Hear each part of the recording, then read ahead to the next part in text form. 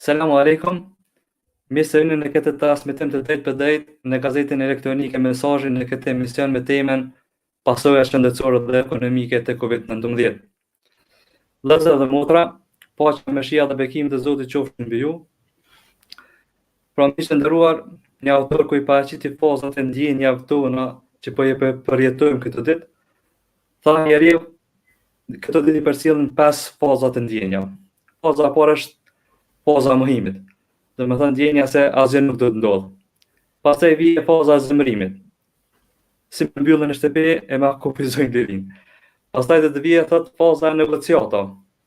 E po unë jam i gatshëm të qëndoj për një 2-3 javë, po pastaj gjithçka do të jetë në rregull apo. Pastaj thot vije faza e pikëllimit.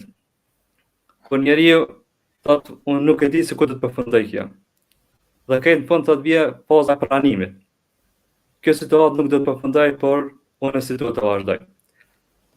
Edhe pse ne si shoqëri ende nuk e dimë në cilën fazë jemi, po nëse kalojmë sa më shpejt këtë fazën e pranimit, do të ishte mirë. Sonte se bashku me ne për të diskutuar këto gjëra të vjen zonja Bildane Goga Çmega, onkologe, mirë se na vjen. Mirë se ju gjej. Po ashtu me gjithë Sallahukua, i cili vazhdon PhD-n e ekonominë islame, mirë se na vjen. Faleminderit.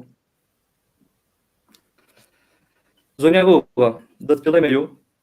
Patjetër. Njeriu kur fillon të friksohet dhe frikën e ka të pa bazuar në fakte, por kur friksohet nga e panjohura, ato fillon edhe paniku. Ne si shoqëri panikun e kishim të ndarë në dy sfera, në dy faza. Nëse nuk na zë virusi mund të na mbytoria. Edhe këtë emision pra kem të trajtojmë këtë dy aspekte. Po doktorë, do të ishte mirë të na njoftoni arsyen e gjithë kësaj gjendje, pra virusit COVID-19. Çka është COVID-19? Para se fillaj me krye fjalën e çdo dite, tash një muaj që gdhihemi me te, deshta të ndërlidhem te frika pak, që edhe në aspekt psikologjik frika ndahet në 3 pjesë, ku frika e moderuar është emocion pozitiv. Edhe unë mendoj që jemi në fazën të kemi frikë të moderuar, të japim vetes këtë emocion pozitiv, sepse me këtë na ndihmon veten që të mbrohemi prej kësaj smundje e cila këto ditë është shumë e përfolur, pra COVID-19. Me frikë duhet të ndërlidhem që me frikë na i eliminom faktorët e rrezikut, edhe me anë të frikës na të moderuar i përmbahemi rekomandimeve prej Organizatës Botërore të Shëndetësisë edhe prej Institutit Kombëtar të Shëndetit Publik të Kosovës. Tash që më lejohet kisha dash për COVID-19 për me fol. COVID-19 është smundje të cilën e shkakton, është shkurtesë ko paraqet shkurtesën e vet, vit shkurtesën e vet edhe 19 numrin e kohës kur është paraqit virusi SARS-CoV-2.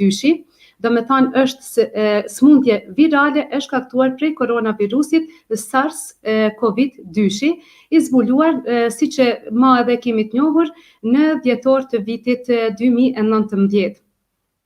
Në dhjetor të vitit 2019 dalin të dhënat e para në Organizatën Botërore të Shëndetësisë për rrezikshmërinë e kësaj edhe virulencën, influencën e këtij virusi. Si të gjithë virusët tjerë, edhe COVID-19, edhe smundja COVID-19 prek si smundje në tërësi e shkaktuar prej koronavirusve, prej virusve do të thotë të sistemit që prekin sistemin respirator, simptomatologjia në radhë të parë shkan në simptome të shfaqura prej sistemit respirator. Fillon me ethe, temperaturë të moderuar, diku deri në 38 gradë, mund të shkojmë me dhimbje fytit, mirë po ajo që është më specifike të kjo, është kolli i thatë edhe vështirësia në frymarrje tek disa pacientë. Dua të them, nëse më lejohet vazhdoj me pyetje apo zotëria Adnan? Të vazhdoj me shpjegimin e kësaj apo ka diçka tjetër që duhet ta ceki? Në vazhdim do diskutojmë edhe më gjerësisht. Në rregull. Do të kisha pas dëshirë Në rregull, se s'du me marrë kohën edhe të tjerëve, kohën e premtuar për ta. Patjetër do të kemi pyetje shtesë rreth COVID-19. Zotëri Sallauka. Po. Njerëzimi ka po të kalu në pandemi. Disa nga këto pandemi kanë pru edhe shumë vdekje, kanë qenë edhe shkatërruese të ekonomive të kohëve ku janë shfaqur ato. Për shembull kemi mortojën cila u shfaq në kohën e viteve 1812-1813 në Stamboll, ku kolapsoi domosdoshmë jetën shoqërore dhe ekonomike. Tregjet nuk funksiononin, që dohet produkte bazë nuk siguroheshin ose siguroheshin me vështirësi. Megjithatë ja dolën ta menaxhonin situatën atko. Pra, si ndikon pandemitë dhe epidemitë të ndryshme në ekonomitë e kohërave të kaluara? Po, normal që edhe më parë ka pas epidemi të ndryshme, nuk është epidemia apo pandemia e parë. Edhe pse në kohët e kaluara epidemitë apo pandemitë nuk kanë pas të njëjtin efekt sikur tash, domethënë për shkak të kohës, të zhvillimeve që kanë ndodhur atëherë. Për shembull në vitin 1331 është mortaja e njohur që ka mri deri në Evropë, domethënë që është quajtur vdekja e zezë.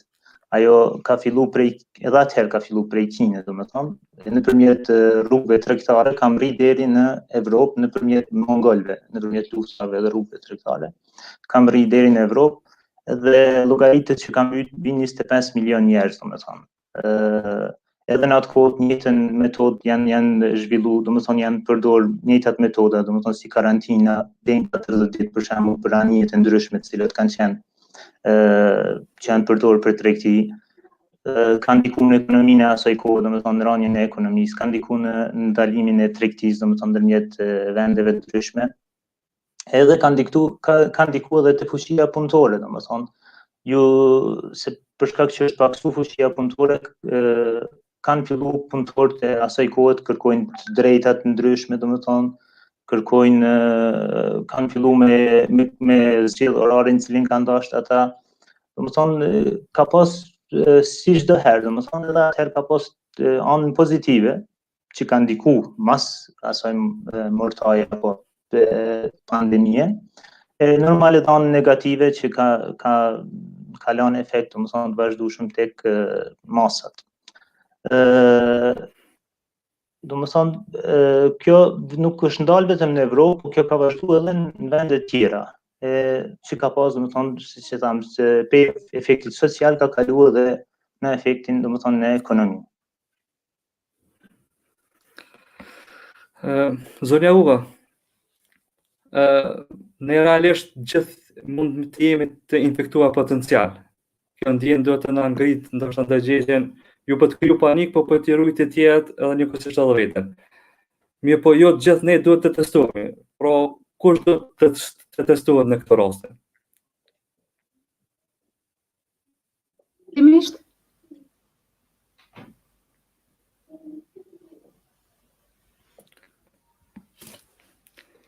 A dëgjohem? A dëgjohem? Po.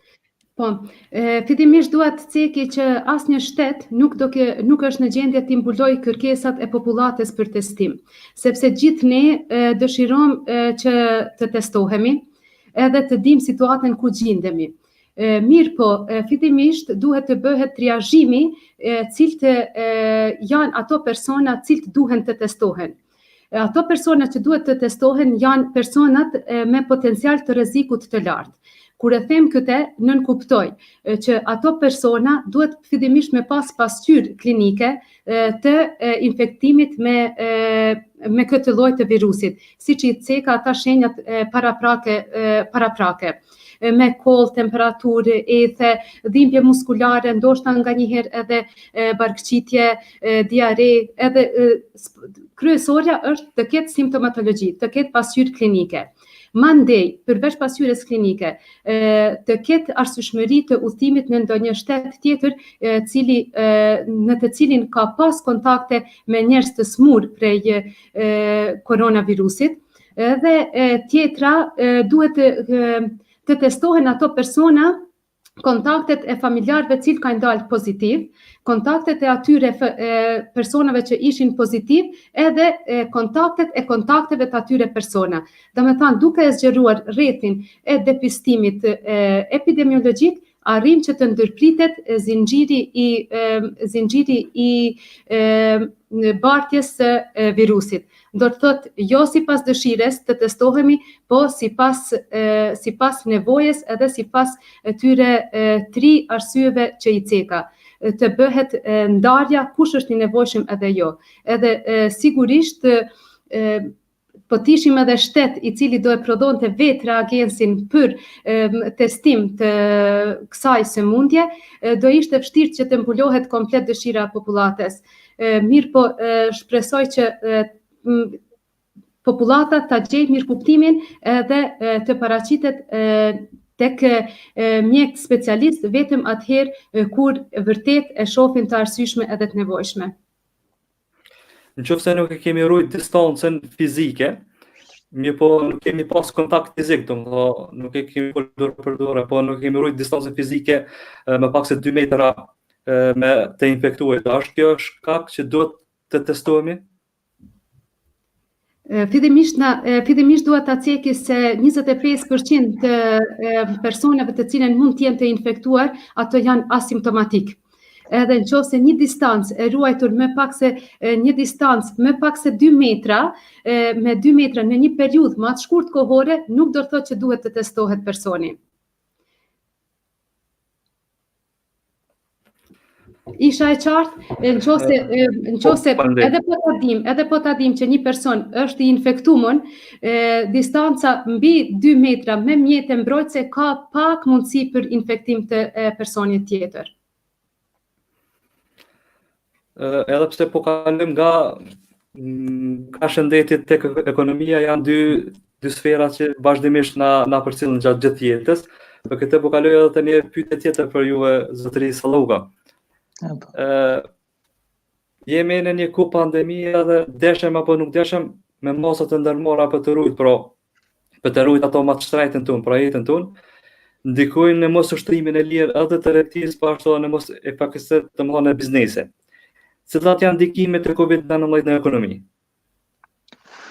Po, normal, një virus nuk duhet me ndiku në masë të madhe në ekonominë, sidomos në masë globale. Si që cekëm edhe ma herët, pandemit e ma herëshme janë të shtrinë për vendet ndryshme për shkak të luftra ose gjanëve tjera, po nuk kanë mri deri në këtë masë që mi mri përfërsisht 90%, 95% shteteve të botës, si që është tash, ose do ditë e fundit më duket në këtë zonat ka depërtu. Po arsyeja pse kjo ka mri deri në këtë masë dhe ka pas ndikim kaq të madh në ekonomi, arsyeja e parë është për shkak të vendit ku ka fillu sëmundja, domethënë Kina. Të e ditë rolin e Kinës në ekonominë ndërkombëtare tash, që është një prej prodhuesve kryesor në botë, edhe është domethënë eksportuesi më i madh i përfshirë gjitha vendeve të botës. Vendet tjera janë të mbarur në pejtina. Në këtë rast, kur Kina u ballafaqu me një krizë si kjo, me një mbyllje totale, me një ndalesë për gjitha vendeve të produkteve të Kinës, normal që ka ndikuar edhe në ekonomi. Dhe e dyta është koha në cilën ka ndodhur kjo, domethënë këto pandemi ose këto viruse kur në kohët e mëhershme nëse ka ndodhur, nuk kanë mujt mu shpërnda deri në këtë masë, po tash me lëvizjen e lirë të cilën njerëzit e kanë, domethënë me mundësitë e shpejta të lëvizjes, domethënë për një vendi me një vend tjetër, domethënë ka arrit virusi me në 3 muajve, domethënë nëse e shohmi si dhjetorin, si fillimin e tij, me u shpërnda diku në 70% vendeve të botës, domethënë është një shpërndarje shumë e shpejtë. Veçanërisht se virusi është shumë lehtë i shpërndashëm, po edhe ja ka ndihmuar edhe kjo lehtësirat që kanë njerëzit për me u shëtit në përbotë, domethënë. Edhe siç kemi pa, vendet në cilat janë vendet kryesore, domethënë të turizmit ose vendet kryesore të tregtisë ndërkombëtare, ato kanë qenë më të efektuara, domethënë si Italia, sikur Amerika tash në kohën e fundit. Ndërsa e kemi rastin e Ebolës para disa viteve, që ka filluar në Afrikë, për shkak të rolit të Afrikës që është minimal në këto dy fusha, domethënë tregti edhe në prodhimtari edhe në turizëm, nuk është shpërndar, bile edhe shumë pak ka dalë prej Afrikës në atë kohë. Domethënë këto janë dy koha edhe vendi domethënë që kanë ndikuar më shumti. Fushat më të efektuar nga kjo krizë normal janë transporti për shkak të mbylljes të kufijve domethënë shteteve ndryshme, transporti ajror dhe toksor, turizmi që është në zero, domethënë është një problem shumë i madh, tregtia ndërkombëtare, edhe pse kjo ka filluar prapë me u rregullu, prodhimtaria për shkak se njerëzit nuk dojnë me dalë, nuk munden domethënë me shku se kanë orë policore në disa vende ose për arsye ndryshme, domethënë ka ndikuar. Deri tash llogaritet që ekonomia botërore me pas një ndalje në rritjen e cila është para pa për si vjet, diku në 2.4% domethënë.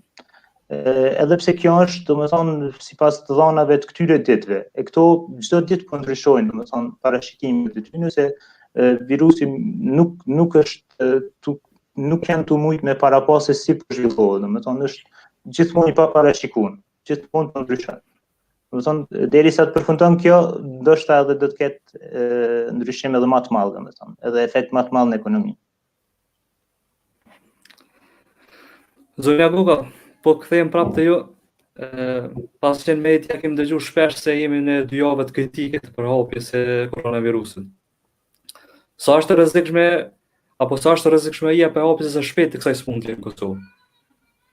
Pikrisht u mund ndërlidh këto të 2 javët që janë vitale për fatin e të infektuarve me Covid, se sa do të jetë numri.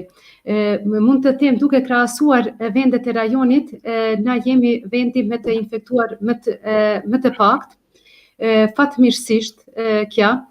Dyta është jemi vendi me vdekshmëri më të pakt prej kësaj sëmundje. Edhe e treta, jemi vendi me të hospitalizuar më së pakti nga kjo sëmundje. Gjitha vendet tjera të rajonit janë këto 3 që i ceka dukuri i kanë në numër më të lartë se sa ne. Në qofse ne qëndrom duke i respektuar rregullat që deri me tash qytetarët vetë edhe i kanë, jemi shumë të kënaqur që në formën cilën ato i kanë aplikuar, besoj që jemi edhe më mirë se sa që është parashikuar që të shihet Kosova për nivelin e infektimit me koronavirus. Faleminderit. Zoti Sallauka, po rikthehem prapë te ju. Pasi që si që cekë edhe doktoresha jemi në fazën kritike, po ne duhet të kemi një menaxhim të situatës pa marrë parasysh gjendjen. Jeta vazhdon. Zotri Adnan, nëse më lejohet, mas për dëgjuesit, pse është faza kritike?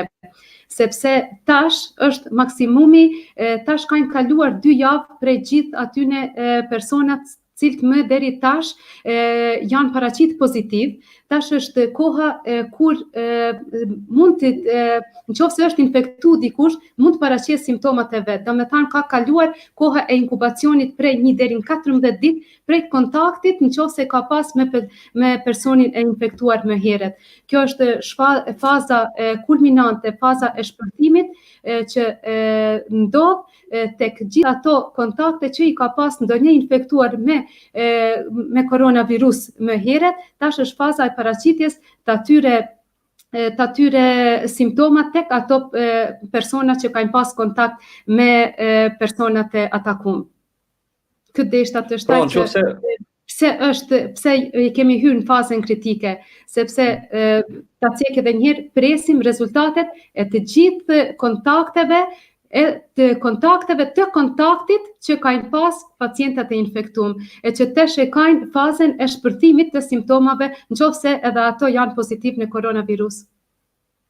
Nëse tash këto 2 javë nuk paraqitet asnjë rast i ri, a mund me thotë që kemi në fazën finale të përfundimit të virusit? Shpresoj që në mos paraqitet asnjë rast i ri, mirë po kja duke e ditur aspektin epidemiologjik të zhvillimit të një smundje virale, presim që të ketë ngritje deri në pikun maksimal të kurves, pastaj pas një kohe të ketë zbritje graduale. Na duhet edhe pak kohë të mësohemi me jetu me koronavirusin. Inshallah sa më shkurt, po kështu është situata. Amin. Zoti Salluha, pra edhe pse jem këtë ndje kritike, na do të me menaxhu mirë situatën. Edhe jeta vazhdon, apo më mbajt këtë jetë që cilla po vazhdon do të marrën hapa që lehtësojnë jetën tonë. Pra cilat janë masa që duhet ndërmerren nga ekonomia në këtë kohë pandemie? Po, nështë para se të flasim se çka janë masat që ndërmerren nga institucionet, është mirë me folë çka duhet njerëzit me bë, domethënë, çka mund njerëzit me bë për veten e tyre, domethënë edhe për m'ia lehtësu punën në institucione. Së njerëzit duhet kthehen në atë natyrshmërinë e tyre, që me kuptu se njeri është një qenie sociale, nuk mundet me jetu pa shoqëri, domethënë, mos mundohet me ngi vetëm atë egon e vetë, po duhet ta ketë kujdesin e gjithë shoqërisë. Qëllimin e kam të kjo, nëse sepse krizat nuk janë krizat ekonomike, sidomos nuk virusi nuk është shkak i krizës. Shkak i krizës janë sjelljet e njerëzve. Sidomos në këtë rast për shembull tash në për gjithë botën, po edhe në Kosovë, këtë e kemi pa. Prej frikës të virusit, domethënë njerëzit që kanë mundësi me ble, domethënë kanë mundësi me ble më shumë, shkojnë edhe blejnë gjana edhe nëse nuk ka nevojë, domethënë blejnë për një kohë më të gjatë. Automatikisht në ekonomi kjo shkakton krizë, sepse ekonomia është gjithmonë ditore, domethënë gjanat që vinë në treg janë për një ditë, mjaftueshme për krejt njerëzit. Nëse dikush blen më shumë, atëherë automatikisht dikush tjetër jetë pa ta. Edhe kjo shkakton panik te njerëzit tjerë. Kur shkakton panik, ata fillojnë herën tjetër edhe ata me ble më shumë, edhe kjo shkakton krizë. Domethënë, nëse njerëzit sillen ndërgjegjshëm dhe kanë besim në institucionet e tyre, kanë besim në shoqëri, kanë besim tek tjerët, atëherë nuk do të krijohen këto kriza, domethënë. Besimi në institucione duhet me ekzistu, sepse shteti është ai që ka obligim me ju siguru njerëzve gjanat elementare për jetesë. Edhe nëse na bashkëpunojmë në këtë pikë me institucionet përgjegjëse, kjo situatë është shumë lehtë e menaxhueshme, sikur çdo situatë tjetër. Domethënë shteti mundet me i pas nër kontroll këtë gjanat edhe me siguru këtë gjanat për popullin, nëse njerëzit ju përmbahen rregullat që vendosen nga këta ekspertë. Domethënë, siç e dimë, gjitha qeveritë, domethënë në përbot kanë marrë masa të ndryshme për sigurimin ose për ndihmën e popujve vet. Normal edhe pse kjo është e keqe, sepse veç kanë marrë secila, domethënë prap tu e rujt atë farë me rujt egon e tyre, po të paktën për vendet e veta kanë bërë ato që kanë mundën me bërë, edhe Ministria e Financave në Kosovë ka përgatitur një pako fiskale që ju ndihmon një numër të madh të kategorive. Kjo është një sen shumë i mirë, edhe pse ndoshta nuk është shumë e madhe, por është e mirë se përfshin një numër të madh të njerëzve, sidomos ata që janë më të efektuar nga kjo krizë. Dhe normal me përmbajtjen e urdhnave rregullorëve të cilët i ka caktuar nga njerëzit, nëse ata nuk e krijojnë një krizë të re, domethënë kjo është shumë lehtë e menaxhueshme dhe e kalueshme. Po në një njëjtën kohë kur janë punat e solidariteti, kjo ego që e përmenda më lart, kjo është shfaqur edhe tek shtetet e ndryshme. Domethënë kemi pa raste shumë interesante, për shembull ku një shtet ka mungesë të gjanave elementare, domethënë të medicinale, dhe shteti tjetër i ruan edhe pse nuk ka nevojë në atë kohë, nuk ja lejon me kalu te shteti tjetër. Kjo domethënë e ka treguar edhe një herë atë farë realitetin ton që na kena nevojë me të vërtetë, edhe si njerëz edhe si shtete mu kthy te njerëzshmëria jonë, domethënë mu kthy në origjinalitetin ton, edhe me besu që shoqëritë mund me ndihmu njëri tjetrit, shtetet mund me solidarizu dhe mund me ndihmu njëri tjetrit. E kjo krizë do të ishte shumë lehtë e kalueshme sikur solidariteti të ekzistonte ndaj njerëzve dhe shteteve të ndryshme. Zonja Hugo, por na jemi qenë sociale dhe kemi dëshirë, domethënë mos më kufizu fort. Mirë po epidemia ka bolla të vetën që ne të mbyllemi. Mirë po, ndoshta këtë ditë kemi dëgjuar shpesh nga autoritetet shëndetësore se duhet bëhet higjiena, cilat janë shenjat, cilat janë mosha më të rrezikuara kështu me radhë. Mirë po, sa të përsëritën prap nuk janë të tepërta, ku kiet parasysh jeta e njeriu. Do të kisha dashur të na eliminoni më shumë rreth asaj se cilat janë shenjat, simptomat, mosha më e rrezikuar. Unë edhe një herë mund të lidh te zotria parafols, që krizat çdo herë kanë në historinë e njerëzimit, krizat kanë prodhuar çdo herë persona të njerëz të mirë, edhe njerëz të fuqishëm. Besoj shumë që kjo do të ndodh edhe në Kosovë pas përfundimit të kësaj robërie me koronavirus. Shkom të shenjat dhe të simptomat. Thash në fillim që janë edhe apo dëgjohem? Po. Po, thash edhe më herët që virusi bën pjesë në grupin e virusëve të cilët atakojnë sistemin respirator, sistemin e frymarrjes. Edhe shenjat janë po nga ky sistem. Do të thotë fillimisht mundet me pas ethe, temperaturë 37.8 deri në 38, mandej koll i thatë, edhe shumë i fuqishëm. Në disa raste shkon edhe me barkëqitje, lodhje muskulare, edhe simptomatologji e ngjashme si me virus tjerë gripal. Mirë po, fatkeqësisht, gjithë ato simptome janë më të intensifikume te COVID-19-shi. Do të thotë edhe ka simptoma siç i ka gripi më hershëm, por shumë më të fuqishme. Ashpërsia e simptomave është më e madhe tek virusi me koronë i tipit 19. Duhet ta ceki këtë që ashpërsia tjetër shkon është individuale, prej njeriu nga njeri. Të gjithë njerëzit cilët kanë imunitet më të dobësum ose kanë smundje tjera, komorbiditete tjera, smundje tjera prej kronike, prej më herët, ato secilin prej këtyre simptomave e kanë më të ashpërsuar. Sidomos njerëz ose pacientat cilat janë moshën mbi 65 vjeçare, që deri tashmë edhe kanë pas ndonjë problematik me sistemin respirator, smundje të sistemit respirator, smundje obstruktive, smundje bronhit kronik, mandej emboli ose çka do tjetër që ka të bëjë prej më herët që ka qenë i prekur sistemi respirator, në këtë rast mushkrit, ato pacientë simptomat do t'i kenë më të ashpërsuara. Zoti Sallauka, Po, unë. Pasi që kjo ndoshta nuk është pandemia e parë, në siguri nuk do të jetë edhe fundit.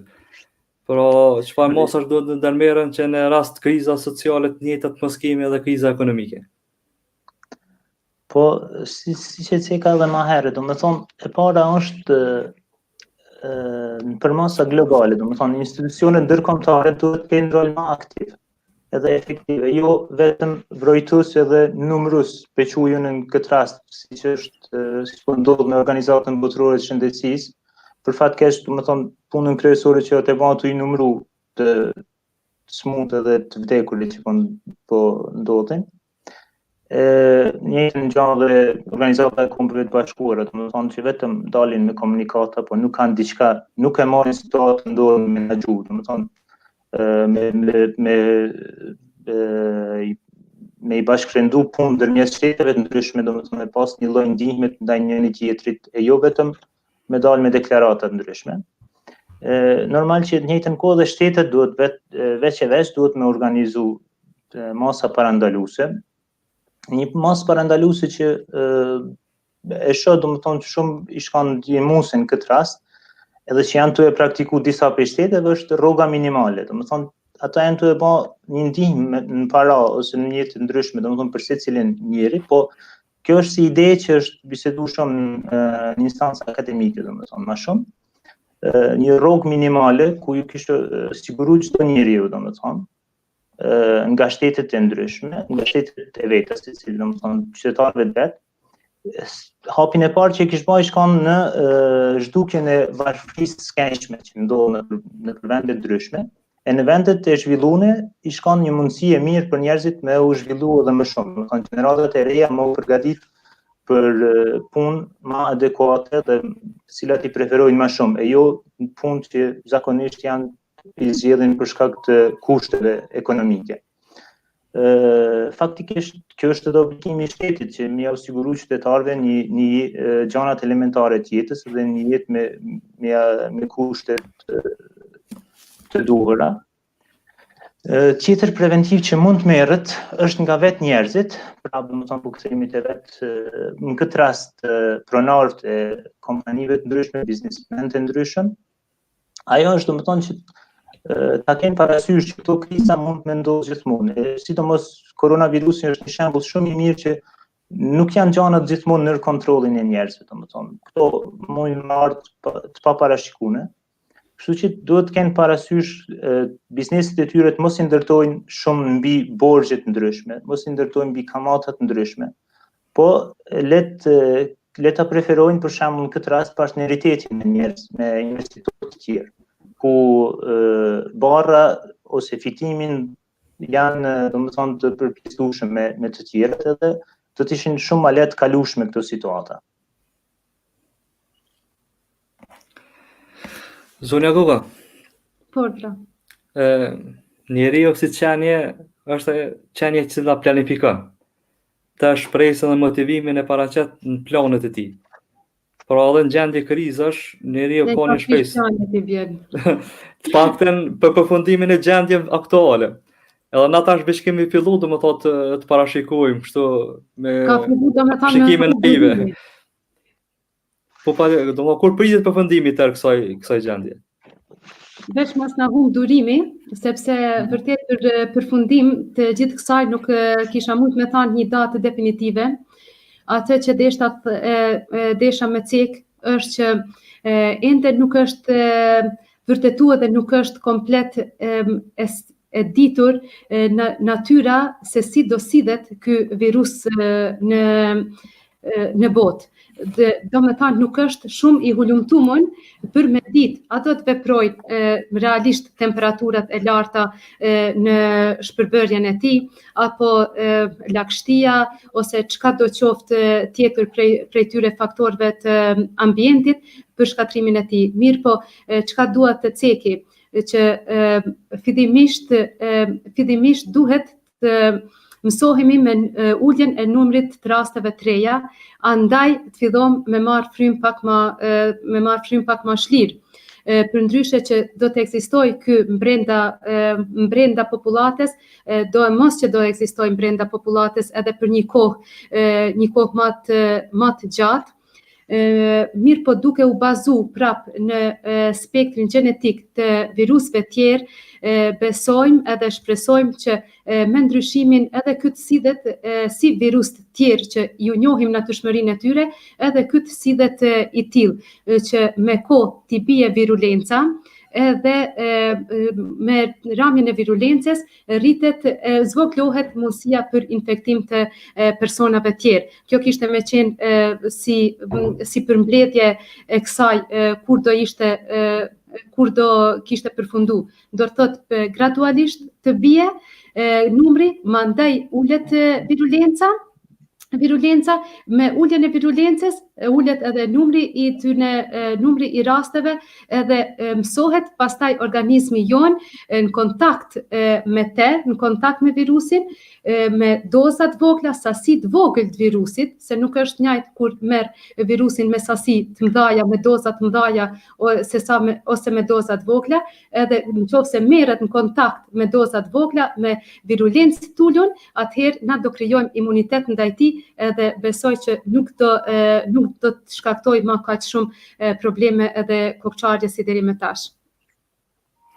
Mirë po, deri në atë kohë, deri në përfundimin e kësaj gjendje, pra ne do të qëndrojmë në shtëpitë tona. Cilat do të kishin qenë këshillat apo cilat kishin qenë këshilla juaj për menaxhimin e kohës, për menaxhimin e situatës, stresit, frikës? Ta kthejmë pozitivizëm edhe gjithë këtë që ka ndodhur.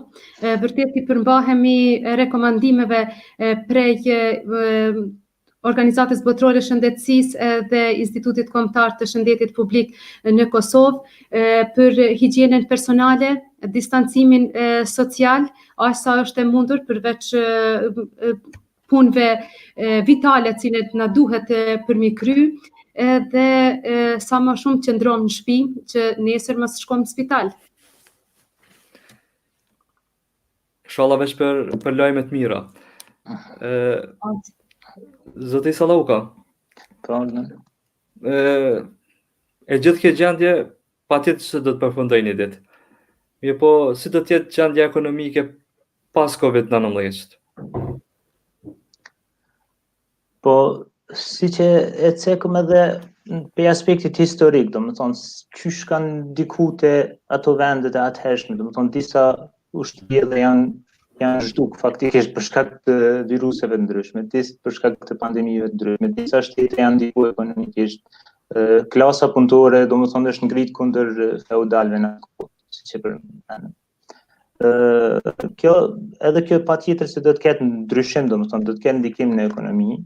Një prej gjonave që është shumë e qartë edhe prehet efekti i saj është se shtetet e zhvilluara do t'i kthehen prodhimtarisë, do të thonë, në gjitha fushat. Do të mundohen ta ulin varëshmërinë nga shtetet e tjera, e sidomos nga Kina në këtë rast, do të thonë. Se për shkak të kësaj faktikisht edhe gjendja e keqe që janë të kaluar në këtë rast, do të thonë me mungesat mjeteve medicinale, është për shkak se këto shtete të zhvilluara kanë pasi jo të lëvërdishme me produkte gjana, do të thonë kur është mundësia me i marr dikun prej dikujt shumë ma lirë. Tash në këtë rast për shembull kanë mungesë të maskave, që është sen shumë i thjeshtë, mund me prodhu secili shtet. Shtetet e zhvilluara sidomos mund me prodhu shumë lehtë. Do t'i kthejnë edhe një herë ekonomisë të vendeve të veta, do të thonë të prodhojnë gjitha gjanat të paktën deri në atë masë sa ju mjafton për veti. Të prodhojnë disa gjana që janë më të lëvërdishme për ta, në mënyrë që për me eksportu në vende tjera. Tjetra gjë që do të ketë ndryshim sigurisht është kjo rroga minimale, siç e ceka edhe më herët, do të thonë njerëzit sigurisht qeverit do ta kenë parasysh këtë punë edhe do të fillojnë me apliku këtë rrogën minimale, ku të paktën nëse edhe një herë vjen një krizë si kjo, nuk kanë nevojë njerëzve me ju plotësu rrogat ose me u ballafaqu me një krizë. Nëse rroga minimale është e garantuar për çdo secilin qytetar, atëherë automatikisht ajo është e rregulluar edhe çfarë do krize do të kalohet shumë më lehtë. Ndryshim mund të ketë edhe në mënyrën e të marrit biznes. Do të thonë për shkak të krizës edhe mbylljes të njerëzve në shtëpi, është zhvillu biznesi në për platforma digjitale, do të thonë online. Shumica e punëve që mund të kryen nga shtëpit janë duke u bën prej shtëpie tash. Kjo është mundësi e mirë, do të thonë që të ardhmen këto kompani të ndryshme për shkak të kostos do të preferojnë këtë metodë punës. Kjo do të thonë ka mundësi të ketë efekte pozitive dhe negative normal. E një tjetër gjë është, siç e theka edhe më herët, bizneset sigurisht do të kenë kujdes që bizneset e tyre të ndërtojnë në metoda alternative e jo në borxhe dhe kamata të ndryshme, të cilët kanë domethënë efekt zinxhiror, që nuk përfundon vetëm me ato që e ka marrë borxhin, po edhe me të tjerët. Domethënë partneriteti në këtë rast është një zgjidhje shumë e mirë, edhe do të kishte pas efekt pozitiv për ekonominë të ardhme. doktoresh e kemi edhe pyetje edhe nga shikues. Një nga pyetjet është për njerëzit që qëndrojnë në shtëpi, cila është këshilla juaj, po ndërlidhet edhe me pyetjen paraprake. Pra si duhet menaxhu me situatat, pasi që nuk po dim kur do të përfundoj kjo gjendje, derisa të përfundoj kjo gjendje si duhet të sillemi. Veç edhe një herë për pyetjen është se për personat cilët qëndrojnë në shtëpi që nuk janë të infektuar, nuk janë sepse dikun të vetë izoluar. Të vetë izoluar, sepse ka edhe persona të cilët janë të infektuar e që smundjen e të kalojnë prej shtëpisë pa nevoja institucionale. Për atë desha sqarohem. Për këto që jetojnë që janë vetë të izoluar në shtëpi, pa simptoma është fjala, ato veç të përmbahen higjienës personale, siç kanë qenë rekomandimet edhe më herët për përmbajtjen e higjienës personale dhe këto tash vetëm që duhet të aplikohen, na I kemi ditë edhe më herët, tash veç duhet më tepër që të hyjnë në aplikim, të mos dalin kur të qëndrojnë në shtëpi.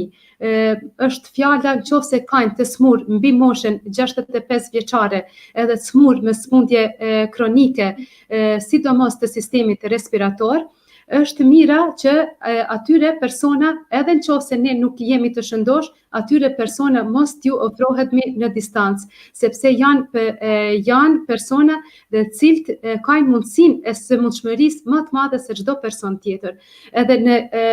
Edhe komplet gjatë jetës përditshme rekomandaj këtë, edhe pa pas një viroz të tillë cilën e kemi sot. Personave të cilët janë të smur me smundje kronike, sidomos traktit respirator, që kanë probleme me frymarrje edhe problemet me mushkëri, personat e shëndosh, ato edhe gjatë periudhave pa grip, edhe me grip, të qëndrojnë minimum 1 metër në distancë prej tyre, sepse na ju shkakton problem. Me gjitha pazaret që I bëm jashtë e mbrenda, bartim jo vetëm virus të llojit të tillë tash për siç jemi duke diskutuar sonte, por edhe smundje tjera. Në fillim të ju e ceket se një jetë do të ketë adyrim, po duhet të jetë edhe optimist, po të jetë me shpresë. Shpresojmë se në rastin më të mirë do të përfundoj me viktima minimale edhe me infektuar sa më pak të mundshëm. Mirë, po kjo gjendje do të kaloj, patjetër. Cila do të jetë gjendja juën pas përfundimit të COVID-19? Unë kisha dashur që gjendja jonë të jetë më ndryshe se sa që ka qenë deri tash, të reflektojmë, t'ja dim vlerën të jetës cilën e kemi pas, edhe lirinë ta quaj cilën e kemi pas deri tash, lirinë pa tjetuarit me virus me koronë. Mirë po edhe të dim ta çmom mbrapa, të ndryshom. Nëse dikush kishte thënë cilin aspekt të ndryshom, tash kisha dashur të parën që më vjen mend mu si person, individ, është që si shoqëri ti futemi sa më shumë studimit, edhe atë studimit të mirëfillt, studimit të hollësishëm, që mos të presim prej shteteve tjera zbulime të reja, mirë po t'jemi na ato që me studimin ton do I ndihmom vendit ton edhe shtetit ton. Ashtu që po do më thotë pe ju e dyve, që se jemi optimist dhe jemi me shpresë dhe shohim on pozitive edhe të kësaj gjendje. Pra jemi përballë një pandemie ku mund të marrim edhe mësim. Pra na edukoj se si duhet të sillim, si duhet të mbajmë higjienën, na mësoj për format alternative të jetës, na mësoj për forma alternative ndoshta të bërit biznes. Komplet I jetës. Po një formë që jeta mund zhvillohet edhe ndryshe. Pra na jep edhe alternativa tjera, jo vetëm një lloj. Mundesh me ne edhe në shtëpi më shumë se sa në kafe. Pra shtëpia ka vend edhe për jetën sociale, edhe për jetën edhe për jetën shpirtërore, po edhe për jetën për gjitha. Pra shtëpia është më e madhe sa që kemi menduar që është deri më tani. Mirë, masi që jemi vetëm në fund të emisionit, kisha pas dëshirë edhe ka një mesazh të shkurt për gjithë ata që po na dëgjojnë. Po filloj me juve, zonja Gugo. Mesazhi im disa herë ndoshta edhe si ndër fjalë edhe u ndërlidh me këtë që dua të them, tu përmba mesazhi edhe pak durim, përqendrim në shtëpi, ta ruajmë veten, ti ruajmë tjerët, edhe veç kush është unë përballem çdo ditë me njerëz të smur, edhe gjatë kësaj periudhe që tjerët janë në izolim, edhe që i shmangen daljeve jashtë, unë mund të dumi përmbledh me thanjen që shëndeti është kuror mbi kokën e njeriut, që atë kuror derisa je i shëndosh nuk e shef, mirë po tjerët ata të smurit e shohin. Kështu që kja kishte ta ruajmë shëndetin duke mbajt distancen sociale, duke ngrit higjienën personale edhe duke ndenjë në shtëpi. Njeriu me shëndet ka edhe shije, domethënë po të mos kishte shëndet nuk do të kishte edhe shije. Faleminderit. Zoti Sallahu ka një mesazh shkurt për gjithë ata që po na ndiqin e po na ndëgjojnë. Po prap po kthehemi te pika e parë që e përmendën, që njerëzit duhet të kenë besim te njëri tjetri, domethënë nuk duhet me humb besimin te njëri tjetri, duhet solidarizohen, të kenë besim tek institucionet. Domethënë kjo është shumë e rëndësishme, për arsye çfarë institucionet kemi, se institucionet rregullta edhe sa do të këqija që janë, kur ato respektohen, prap kanë efekt pozitiv në shoqëri. Mos vinë prej lajmeve të rreme, domethënë nëpër kanale jo formale që vinë. Të respektojnë rregullat që vinë nga ekspertët e ndryshëm. Të rrinë në shtëpi të kënaqur me familjet e tyre, se edhe kjo është një mundësi shumë e mirë për ta. Nëse e kanë patjetër me dalë, ti respektojnë rregullat siç është distanca, pastërtia. Këto faktikisht janë gjëra që i traditës na që i dim, po që i kemi harruar. E inshallah këto i ruajmë tash e tutje gjithmonë. Domethënë s'kem nevojë edhe një herë me na mësu. Amen. Ju falenderoj. Me kriju frikë, patjetër që informacioni duhet merret veç prej njerëzve kompetent, jo prej çdo burimit informativ, se krijon ende më shumë frikë. Prej njerëzve kompetent është në rregull të merret informacioni i duhur. Ashtu që është cektë edhe në fillim, domethënë do të kemi frikë moderum, domethënë që është e bazuar në fakt, atë duhet të frikohem, po jo edhe të panikohemi. Po. Edhe jo prej çdo kujt me marrë çdo informacion, sepse jo çdo informacion është i saktë. Ndoshta e kemi harruar mesazhin hyjnor që të pyeten njerëz kompetent, domethënë të pyeten ata të cilët të pyetet ai që nuk e din, të pyet atë që din. Është edhe e saktë. Ju falenderoj që ishte së bashku me ne. Po ashtu i falenderoj gjithë ata të cilët na shikuan nga shtëpitë e tyre. Ju falenderoj që na ndiqët. Shimin e emisionit të radhës deri atë mbetet në mëshirën e Zotit. Asalamu alaikum.